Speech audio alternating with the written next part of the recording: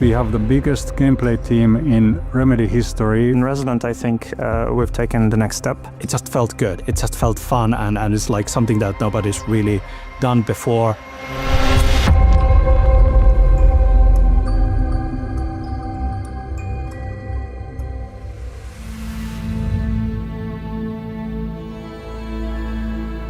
One of the challenges when you take steps towards an RPG direction has been the permutations of options that accumulate after we start to kind of lay them in front of the player. Even in the first game, we wanted to take these RPG elements that we bring into a Remedy experience. That's been our kind of a conceptual direction day one with Control, that we want to see what the Remedy RPG game would look like. And what was important to us that we do it in our own way. And we're known for storytelling, creating these kind of deep narratives, an interesting, complicated world and so on. So it felt like we have all the right ingredients to be able to kind of step into this more RPG-oriented direction.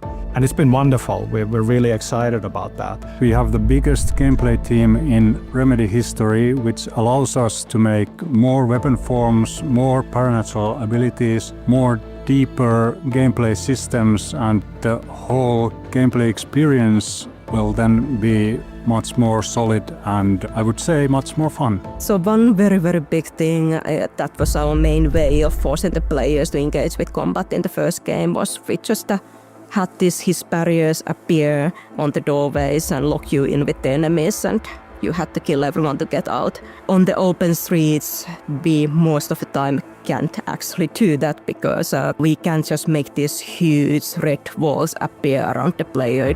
So instead, what we do most of the time, we try to incentivize the player to kill the enemies.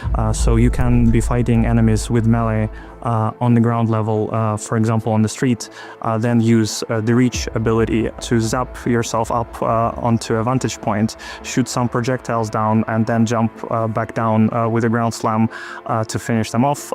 I think that's really satisfying. When we started to put together this functionality, it started off small, right? Like first off, we wanted to just kind of tap into the idea of having a shifting gravity, and that was it.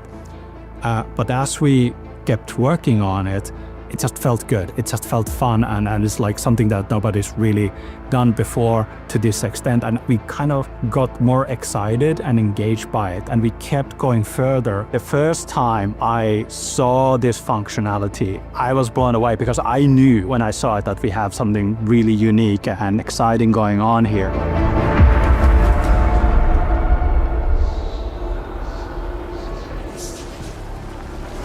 His and the mold have evolved. They've become way more complex from the previous game where we only had like humans with different guns.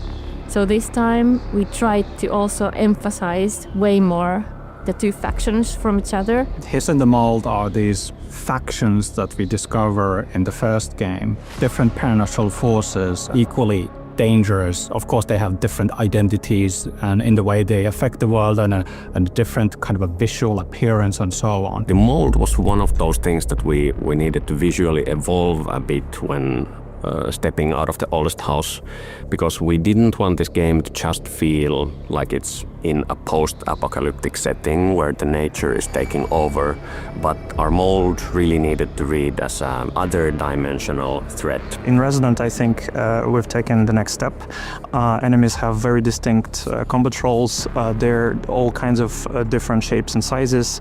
Both the Hiss and the Mold have evolved a lot as threats, and they are really good at getting the player to use the right tools at the right time. The real world has some kind of an influence upon them, making them more violent, more aggressive, more unpredictable as well, posing a lot of interesting challenges. Movement and paranatural abilities that Dylan uses aren't just a part of the exploration and of covering distance in the level, they're also about strategy in combat. So what is different for Control Resonant is that when Jessie had her service weapon, it was always visible in that form if you're in combat. in Control Resonant, aberrant is only taking the form it needs when it needs it. So that means that the form actually only appears when you're doing the melee attack. This means that sometimes, because there's a huge variety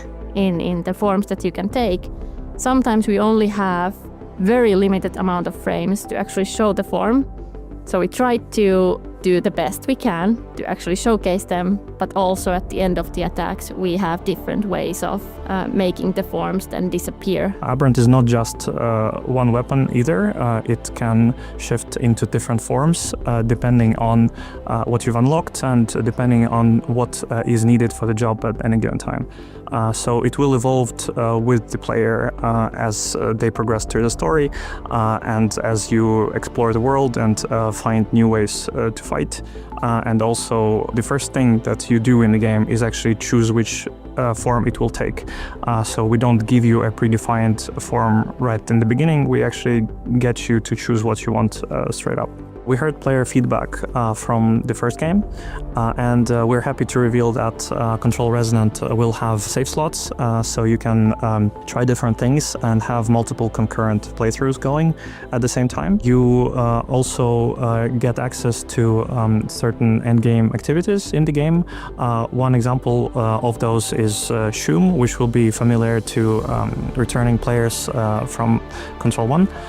It's an arcade machine, and you will find one of these arcade machines in each zone, each with a unique challenge. They're quite hard to beat, but they also have leaderboards. Story has always been in the center of Remedy games, and story is super important for us as well. But when it comes to the second-to-second combat and traversal, we've really gone to town with gameplay. Now with Resonant, we are taking it to the next level.